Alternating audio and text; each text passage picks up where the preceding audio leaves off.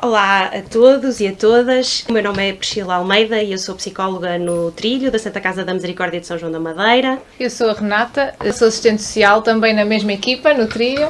Primeiro episódio que já está disponível no canal de YouTube da Santa Casa da Misericórdia de São João da Madeira, falámos um bocadinho sobre a diferença entre o que são consumos recreativos e a adição de uma substância, no auditório da Escola Secundária Serafim Leite, numa sessão presencial. E, portanto, desta vez decidimos fazer diferente e foi a Informédia que nos acolheu para mais uma conversa sem estrilho, a quem desde já agradecemos. Hoje trazemos um assunto um bocadinho mais rebuscado, porque da última vez nós falámos sobre o consumo recreativo ou adição, não é? Queríamos ver onde é que essa linha ténue acaba por se bater, mas hoje queremos falar sobre algo que é um bocado alienado mesmo da comunidade, dos profissionais da área da saúde, da área do setor social, novas substâncias psicoativas. E se nós fôssemos a perguntar às pessoas o que é que são novas substâncias psicoativas, aliás, nós fizemos esse teste com os nossos colegas de trabalho e fomos ao gabinete. Diz-me o que é que tu achas que é novas substâncias psicoativas? E houve respostas como: são umas pastilhas novas, uns pós que vão aparecendo agora, umas coisinhas para se pôr debaixo da língua. Houve quem dissesse que era algo para misturar num xarope, não sei a que é que se estariam a referir, não sei se era a codeína. O que é que vai acontecer? Ou formas diferentes que as pessoas arranjam para consumir drogas. Portanto, há aqui se calhar algumas respostas corretas, não é? Cristiana, mas tendo em conta as expressões faciais das pessoas, achamos que elas não estavam assim com muita certeza. E nós, para não estarmos aqui a adivinhar, trouxemos uma pessoa que percebe muito o assunto. Drogas é com ela, como se costuma dizer. E portanto, olá Cristiana, bem-vinda ao Sem Estrilho. Só para perceberem, a Cristiana é licenciada em Psicologia, tem experiência na área das drogas, nomeadamente na área do chemsex, prevenção e redução de riscos, avaliação de políticas de drogas, é membro fundador da Cosmic Care, integra a direção. Para quem não sabe, a Cosmic Care começou no Boom Festival, sendo uma organização não governamental. Procura empoderar pessoas que usam drogas, através de aconselhamento psicológico, com psicólogos e psiquiatras especializados, através do drug checking e formação de equipas em redução de riscos, certo? Tudo certíssimo. Sim. Vão procurem nas redes sociais, que eles também têm um trabalho muito interessante. Ainda sobre a Cristiana, integra a lista de especialistas em novas substâncias psicoativas da Agência Europeia para as Drogas. E pronto, obrigada por estares connosco. Se calhar dávamos já aqui o pontapé de saída para falarmos. O que são novas substâncias psicoativas, então, Cristiana? Então, antes de mais, obrigada pelo vosso convite. É um prazer estar aqui convosco no Sem Estrilho. E novas substâncias psicoativas é basicamente tudo o que tu disseste, não é? Várias formas, conseguimos vê-las a circular com vários tipos ou seja, de forma, de formato, de cor, etc. O que as distingue, ou seja, isto é uma nomenclatura que na verdade é útil para nós profissionais, não é? E para nós pessoas investigadoras que investigam nestes temas. E que é sempre desafiante, em termos de categorização e em termos de entender um pouco as substâncias com as quais trabalhamos, às vezes precisamos de usar diferentes terminologias. Por exemplo, estava agora a pensar quando estavas a falar, que há 100 anos atrás, nos anos 20, não é? Quando se falava em morfina e cocaína, falava-se nas drogas modernas, não é? Porque a droga antiga era o álcool. Exato. E então estas eram drogas modernas, porque eram novas, não havia conhecimento experiencial, vinham o que surge, né? como vai surgindo. Oriente e eram as primeiras também experiências.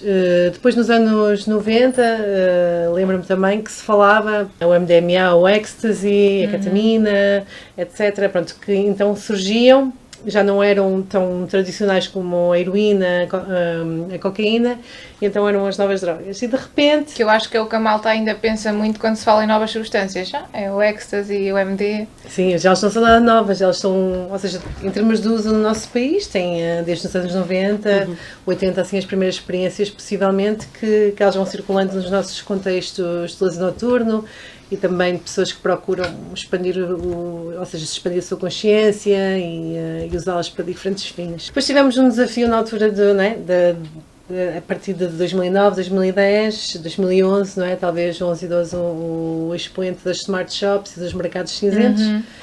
em que surgem uma panóplia de substâncias que a maior parte das pessoas nunca tinha ouvido falar, começam, não é, a ser experimentadas e utilizadas por algumas pessoas, e aí precisamos de uma terminologia nova, porque sobre as outras já sabíamos umas coisas, já tínhamos estudado os padrões de consumo, já sabíamos o que é que elas eram, o que esperar mais ou menos, já tínhamos construído discurso de redução de riscos, respostas de tratamento e de intervenção a vários níveis, e então precisávamos criar aqui uma lente específica para estas.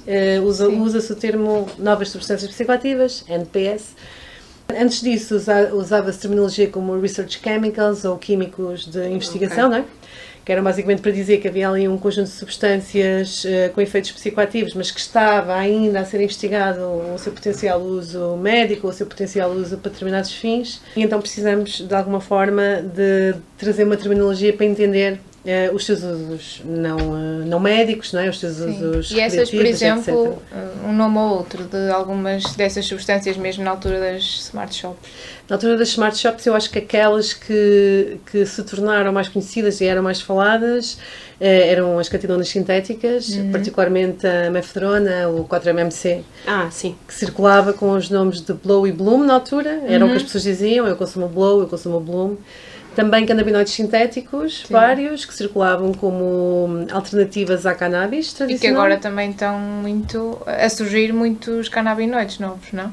Sim, eles vão surgindo, ou seja, em Portugal nós temos uma boa oferta, digamos, da cannabis, porque as pessoas, se puderem escolher entre canabinoides sintéticos ou semi-sintéticos, ou puderem escolher entre a cannabis tradicional, as pessoas preferem as mais tradicionais. Isso é algo que nós vamos percebendo, tanto da nossa experiência de contacto com pessoas que consomem drogas, como pela investigação. Preferem as tradicionais, usam as outras como alternativas. Será que essa preferência por uma cannabis mais tradicional, em detrimento, se calhar, de um canabinoide mais sintético, como é que nós conseguimos explicar isto? O que é que tu achas que ainda existe aqui? Porque se de alguma maneira o que é sintético se calhar até acaba por estar disponível, não é? De alguma maneira mais fácil, alguma destas compras destas novas substâncias até acaba por ser feita na internet. Por outro lado, aquelas mais tradicionais estão a ser preferidas, portanto, o que é que tu achas que pode estar aí por trás das escolhas? Eu acho que há dimensões que são mais individuais, grupais, não é? Daquilo que se percebe como expectativa de efeito, aquilo que eu procuro quando eu consumo uma determinada substância, a minha percepção de risco em relação a determinada substância e o que eu vejo o meu grupo ou a minha comunidade fazer, não é? Então aqui as normas descritivas, não é? Toda a gente faz, por isso eu também faço. Depois também dimensões mais ambientais que têm a ver com a acessibilidade. Por exemplo, nos canabinoides sintéticos há essa questão. Nós temos uma boa acessibilidade à cannabis mais tradicional, as pessoas conseguem aceder a ela no nosso contexto, no nosso país, e então preferem-na. Ainda assim, se ela, por exemplo, em contexto prisional, tem havido alguns relatos de circular em canabinoides sintéticos, porque é um contexto onde é mais difícil, quer pela forma como a cannabis surge, não é? Que normalmente é herbal, precisa de uma certa quantidade, e canabinoides sintéticos podem passar de outras formas mais criativas, e então aí podem ser alternativas que surgem. Mas noutros contextos onde a cannabis é menos acessível, os canabinoides sintéticos surgem, lá está, como alternativa para obter um determinado tipo de efeito. O que nós víamos na altura das Smart Shops, alguns canabinoides sintéticos têm um efeito que não é necessariamente igual ao da cannabis. Os efeitos são mais potentes, mais difíceis de navegar, ou seja, quem consome cannabis espera um tipo de efeito e uma experiência e sabe como navegar mais ou menos a experiência. Canabinoides sintéticos que as pessoas nos relatavam é que experimentavam aquelas ervas das Smart Shops, como lhes chamavam, mas experimentavam uma ou duas vezes porque depois percebiam que o efeito era muito intenso, difícil de navegar e não tinham interesse. Tinham um sabor diferente, algumas falavam que tinham um sabor diferente, não era a mesma coisa, não é? E também não era interessante o suficiente para substituir a experiência com cannabis. Como conseguiam encontrar cannabis, também não precisavam de substituir por motivo de acessibilidade, não é? Certo. Mas, por exemplo, a avaliação do risco, não é? Acredito que nesta questão de, quando falamos em novas substâncias psicoativas, se calhar aquilo que é a avaliação do risco ou aquilo que eu sei sobre aquela substância pode ser ainda pouco comparado com aquilo que sabemos para as tradicionais ou para aquelas que são mais comuns. Tu achas que esta questão é uma questão importante para um consumidor ou achas que... Eu acho que ela é. Ou seja, eu vou responder não porque tenha necessariamente dados científicos, mas da minha experiência de contacto com pessoas, ou seja, com pessoas que consomem novas substâncias psicoativas. Por exemplo, as catenonas sintéticas surgiram mais marcadamente através da mefedrona nessa altura. Hoje em dia temos uma panóplia delas que vão alterando à medida que o metabolada surgem novas, né? E estamos sempre a tentar acompanhar. O que eu fui percebendo do meu contacto, particularmente com pessoas que praticam chemsex e que usam as catenonas sintéticas, ou seja, chemsex são consumos sexualizados. É isso, para perceberem o que é chemsex. Consumos sexualizados de drogas entre a comunidade de homens que fazem sexo com homens, né? O chemsex é exclusivo para homens que fazem sexo com homens? Inicialmente, quando a definição surgiu, sim. Hoje em dia tem-se aberto para incluir pessoas trans e pessoas não binárias. O marcador é que é uma prática falocêntrica, ou seja, penetrativa, para pessoas que têm pénis, ou seja, tem muito esta inscrição da masculinidade, ou seja, tem muito...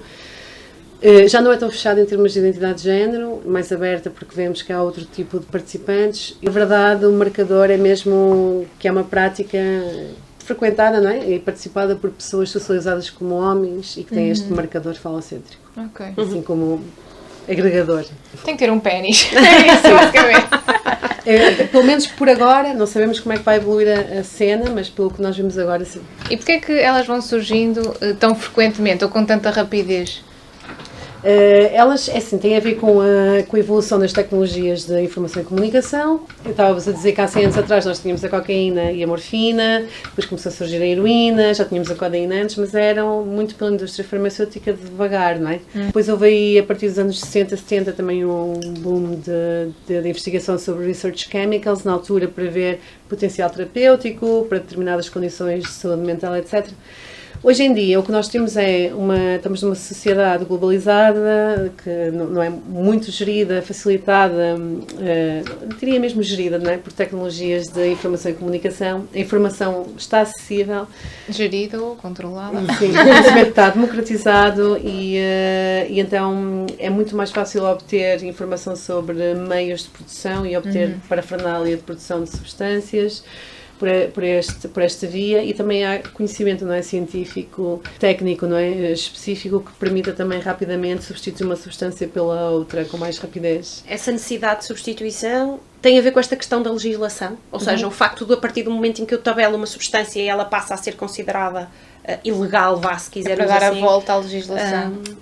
Sim. Como é que estamos a nível de legislação em Portugal para estas novas substâncias? Então, nós temos a legislação que entrou em vigor, não é, de alguma forma para travar ou para conter a questão das smart shops e que determinou de alguma forma que elas na altura fechassem. Ainda assim, a legislação nunca consegue acompanhar o ritmo, não é? Ou seja, está-se a antecipar que determinada substância vai ser tabelada e o mercado já se está a preparar e nós vemos isso acontecer. Os sites que vendem na SurfaceNet, não é? na net acessível, que vendem novas substâncias psicóticas, ou seja, novas substâncias que ainda não estão tabeladas, não é? Sim. Nós vemos isso constantemente a acontecer, não é? Começa-se a fazer promoção rápida das que vão ser, não é? Tabeladas e, entretanto, vão-se promovendo novas. Isto acontece por causa do proibicionismo e eu e a minha organização temos uma visão crítica do proibicionismo. Então. Por vários motivos, porque, ou seja, em termos de criminalização, digamos, da forma como, do impacto que tem, impacto de forma desproporcional comunidades mais pobres e mais marginalizadas, ou seja, temos estes motivos de ordem social e de justiça social, mas também motivos de saúde pública, e um deles é este, não é? O proibicionismo faz com que surjam substâncias cada vez, ou seja, muitas mais substâncias no mercado, com efeitos imprevisíveis, não sabemos, ou seja, estamos agora tipo a trabalhar ou a investigar sobre novas catenonas sintéticas ou que estão a surgir no mercado. Eu ainda não sei, eu dou consultas a pessoas que as consomem, ainda não sei, não tenho informação, eu não lhes sei dizer se não lhes consigo dar informação fidedigna sobre essas substâncias. Algumas delas nós vemos que não só em termos da substância e da gestão do consumo, mas também de doses ativas, ou seja, os próprios efeitos, como gerir e como navegar daquele consumo. Há muito desconhecimento e isso é um risco, não é? Sim. E dos efeitos a longo prazo não fazemos ideia. Então é quase como se as pessoas que estão a consumir agora fossem cobaias e nós vamos saber daqui a uns anos, graças às experiências que elas estão a ter agora. Esses são os principais riscos que vocês identificam das novas substâncias? As novas substâncias em termos de saúde pública, sim, isto preocupa-nos, que nós achamos que vão surgindo cada vez substâncias mais potentes e que, na verdade, procuram substituir outras, que se calhar as pessoas preferiam, não é? Alguns grupos não, porque gostam de experimentar com novas substâncias. Este é um risco que nos preocupa e que torna também, tu falaste, não é? Nós temos um serviço de drug checking na Cosmicare, que é uma espécie de laboratório descentralizado, não é?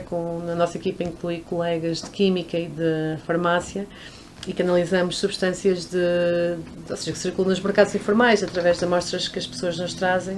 Drug checking é basicamente um conjunto de técnicas analíticas que nos permite ver a qualidade ou composição de determinada substância, não é? E a potência de algumas, não é? Então, também. Sim. E mesmo se a pessoa não foi enganada ao comprar alguma substância, não é? Existem muitos casos de enganos. Nós vamos vendo, aí chamamos padrões de adulteração, não é? Que é a adulteração, e vão surgindo numas substâncias mais que outras, o mercado vai flutuando também. Há uns anos que nós percebemos que, por exemplo, ou seja, as pastilhas de MDMA, por exemplo, estou a dar um exemplo, estão mais potentes, outros anos que equilibram um pouco, depois também vamos vendo que os próprios padrões de adulteração da cocaína vão alterando, por exemplo, esta é uma boa fase da cocaína que tem aparecido com menos...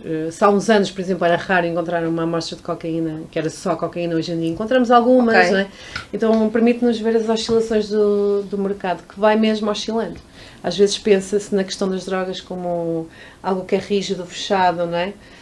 Estável, mas não é extremamente dinâmico. Também há crises, não é? No mercado, portanto eles têm que ir aproveitando. Sim, e depois é o impacto do proibicionismo, se persegue ou se proíbe determinado precursor que permite a produção de determinadas substâncias, porque às vezes a legislação não vai só às próprias substâncias, vai também aos componentes através das quais se produzem, né? Os precursores, etc. Então, quanto à questão da legalização, qual é a vossa perspectiva?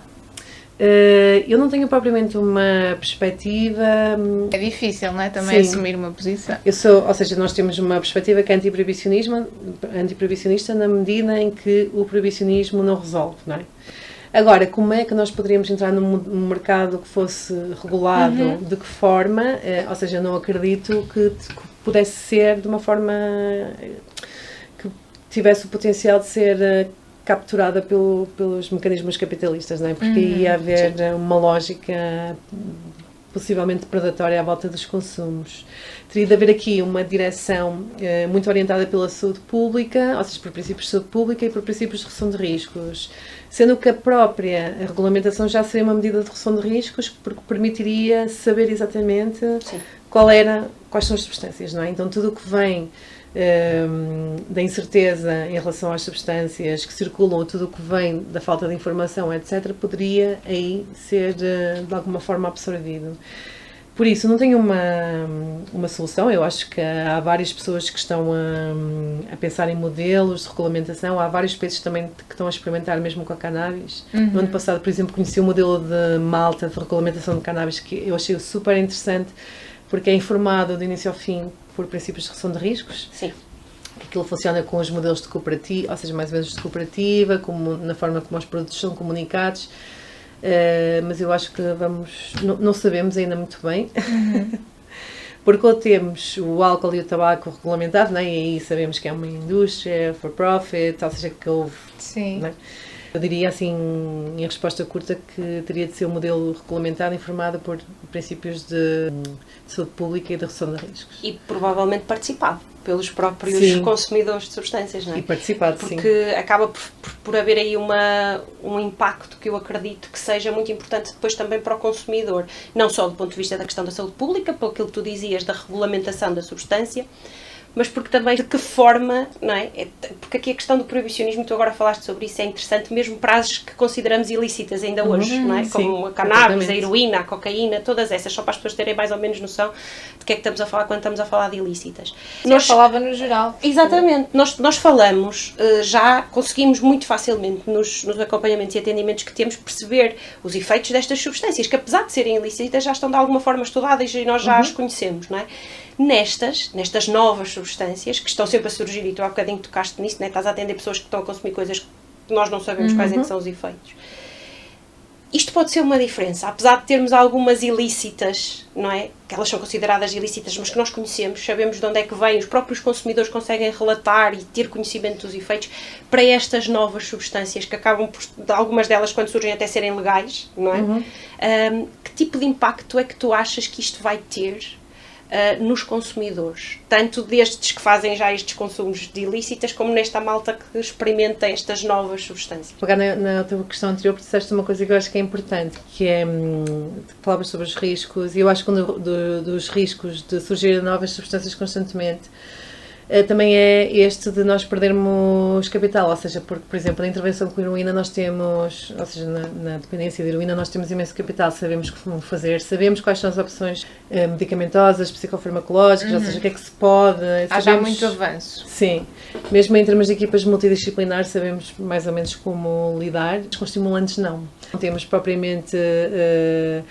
pelo menos protocolos, há opções no mercado, mas pronto, pelo menos protocolos para programas de substituição. Sim. E para catetonas sintéticas, então, muito menos. É uma conversa de agora, não é? Que estou a ter com colegas psiquiatras que prescrevem, que vamos vendo que vamos ter de caminhar aqui, não é? É um terreno muito muito desconhecido, não é? Então parece que perdemos um pouco as nossas referências também, como profissionais.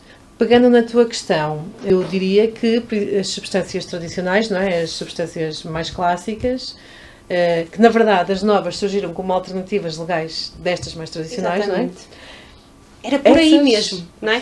Era por aí, porque às vezes atribuímos o rótulo à coisa dela ser ilícita e esquecemos-nos do impacto que aquilo vai ter na pessoa, o facto de nós não sabermos os efeitos, de nós não termos noção do que é que vai acontecer, não é?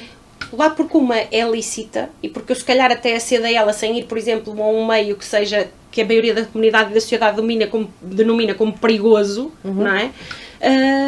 Até que ponto é que estarmos a atribuir estes rótulos depois também não tem impacto verdadeiro nas pessoas que acompanhamos, não é?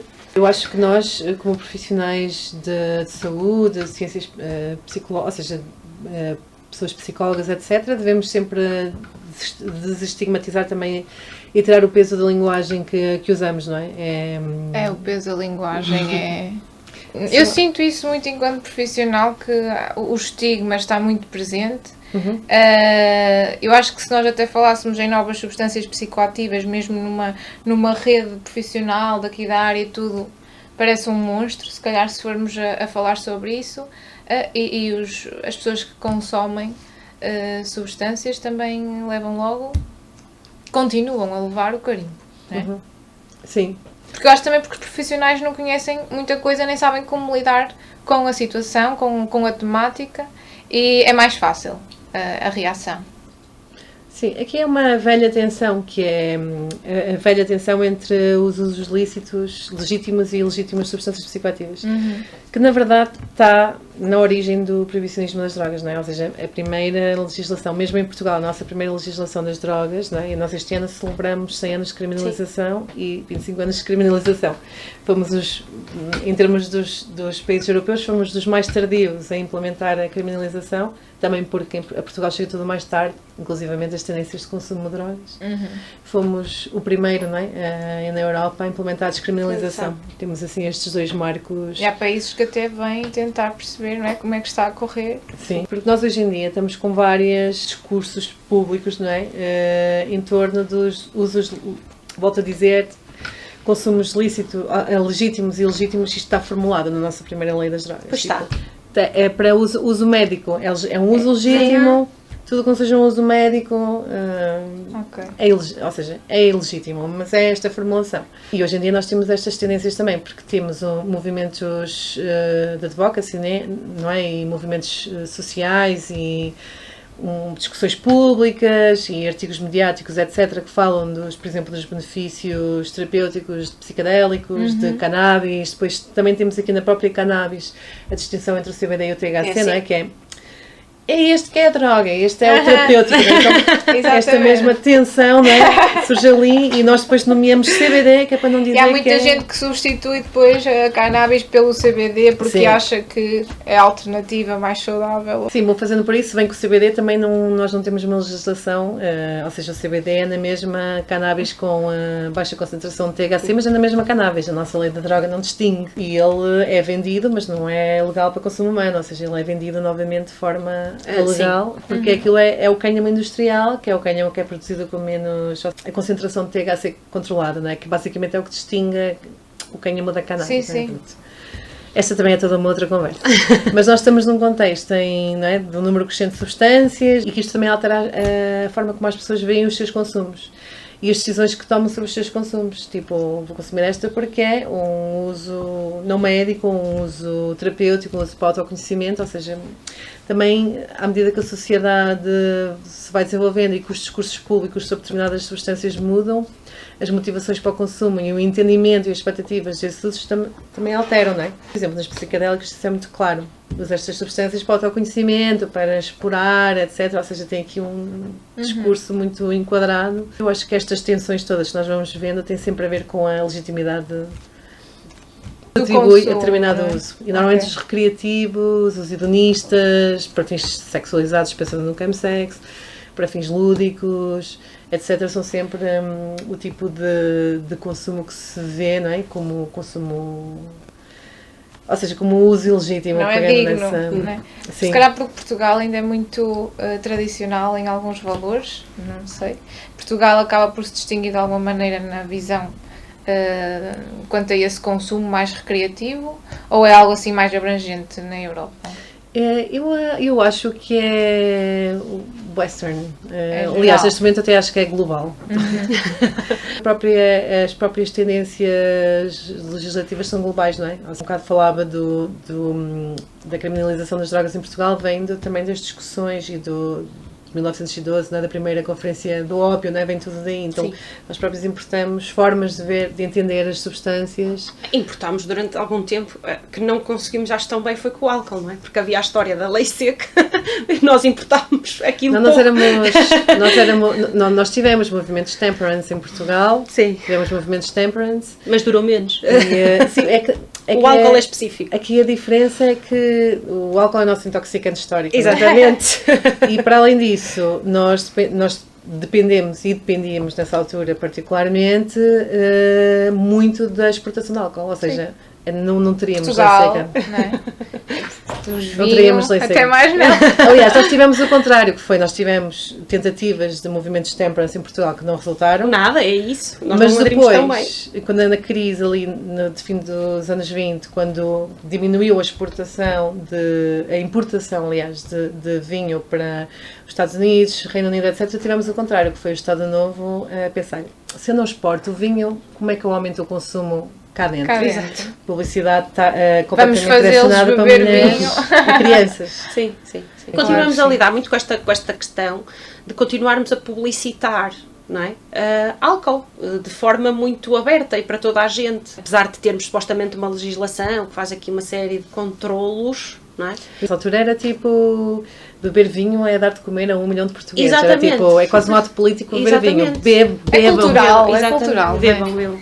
Mas isto faz-nos pensar aqui sobre outra coisa, que eu acho que surge muito associada a esta questão das novas substâncias, pelo facto dessa legalidade ou ilegalidade. Não? Ainda olhamos muito para o consumo de substâncias como sendo algo que ou podemos ou não podemos fazer. Podemos beber álcool e fumar tabaco, não podemos fumar cannabis, não podemos consumir heroína. Mais do que se calhar olhar para isto do ponto de vista da saúde propriamente dita, não é? Porque, por exemplo, imagina, se calhar eu não dou tanta importância ao consumo de uma substância que é legal, e estas novas que surgem e que não são tabuladas e que não são ainda consideradas ilegais, ok, aquilo é até, às vezes algumas delas até têm o aspecto comprimidozinho, não é? Que é uma coisa que supostamente é segura, não é?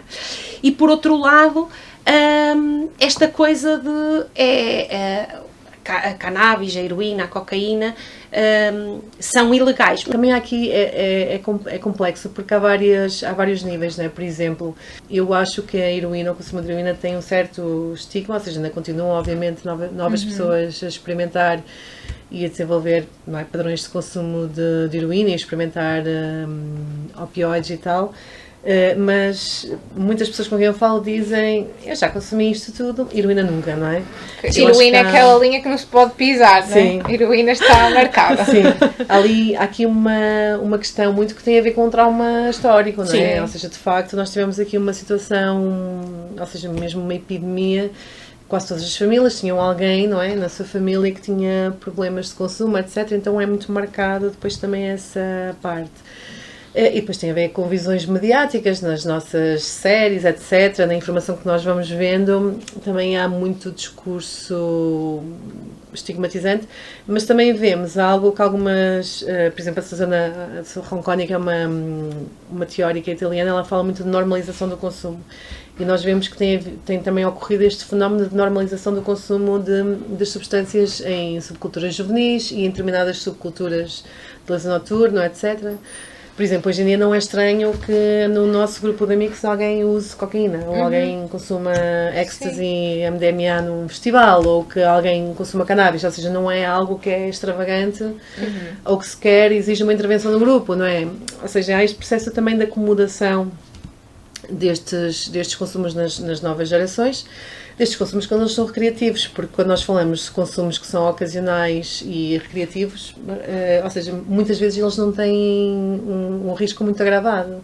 O risco agravado desses consumos até vem das próprias sessões de consumo, não é? Se o consumo é muito intensivo. Nossa, como primeira conversa era mesmo sobre isso. Sim, como por exemplo o binge drinking é um clássico, que é as pessoas nunca bebem álcool, mas às vezes o risco vem de quando bebem, porque naquele episódio o problema até é que bebem uma grande quantidade num curto período de tempo, não é? Sim. Então, se calhar o que nós temos de trabalhar não é o consumo ou não consumo, mas sim o padrão de consumo quando ele acontece, não é? Mas onde é que podemos fazer o drug checking? Isso está disponível onde? Poderia estar mais? Poderia estar mais. Neste momento ele está disponível de forma mais continuada. Cosmicare é uma das organizações que faz drug checking em Portugal, a outra é o BeSafe em Viseu. O BeSafe faz só em alguns eventos, e talvez 1 ou 2 eventos por ano. A nossa especificidade é que nós temos um drop-in center, que esse sim é o único no país, e é a primeira iniciativa deste tipo em Portugal, que é um local, não é? Um sítio na cidade de Lisboa, na Penha de França, onde nós fazemos drug checking todas as semanas, ou seja, as pessoas já sabem que terças e quartas-feiras, entre as 4 e as 9 da noite, nos podem trazer amostras, não é? Podem vir ter connosco, falar connosco, trazer as substâncias que adquiriram nos mercados informais e nós vamos analisar quimicamente. Tem vindo a ser expandida também através de protocolos que vamos desenvolvendo com universidades, também para nos aumentar a capacidade de detectar, por exemplo, para nós é sempre desafiante quando detectamos uma substância desconhecida, não é?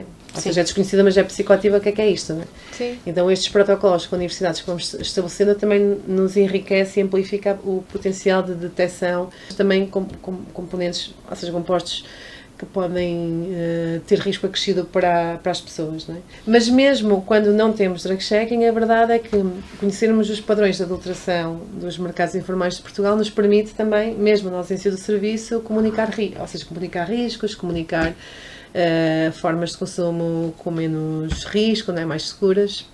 Nós temos também, a equipa de Lisboa tem vindo também a tentar, porque percebemos a determinada altura que só chega a um público mais privilegiado, não é? Há um perfil. Sim. Então a partir daí começamos a trabalhar também e a desenvolver protocolos com as salas de consumo vigiado em Lisboa e uma vez por mês também deslocamos, não é? Fazemos drug checking móvel para ir também ter com essas equipas e prestar este serviço.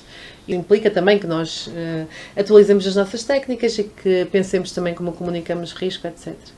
A nossa última novidade de drug checking é que nós estamos a tentar, porque temos vindo a perceber, pensando aqui em mercados informais, que os mercados de hormonas de várias ordem, não é? Nós estamos a começar as hormonas mais usadas pela comunidade queer, não é? Por exemplo, na testosterona, ou também outras que as pessoas nós percebemos que isto é um mercado em expansão, um mercado informal em expansão mesmo. E há assim alguma mensagem que remate aqui esta questão das novas substâncias psicoativas para deixar às pessoas, quer sejam consumidoras, quer não sejam? Para nós, como profissionais, nós trabalhamos muito em festivais, trabalhamos com trendsetters, não é? Com pessoas que experimentam antes das outras e que às vezes há determinadas comunidades que depois criam as novas tendências que vamos ver daqui a 1 ou 2 anos. É um bocado dizia, não é? Que a Portugal normalmente as coisas chegam mais tarde. Mas nós já percebemos que se há um determinado perfil de consumo e substância a ser consumida em cidades como Londres, Berlim, Barcelona, mais tarde ou mais cedo Vem para aqui. chega a Portugal, chega a Lisboa primeiro e depois já sabemos que vem para o Porto e depois do Porto se salta, não é? Então é assim algo que nós vamos vendo e que estamos neste momento a ver com catinonas sintéticas, que eu acho que são as substâncias psicoativas que têm mais expressão neste momento em Portugal. Inicialmente com as comunidades de chemsex, hoje em dia já vemos que estão também a entrar noutros roteiros.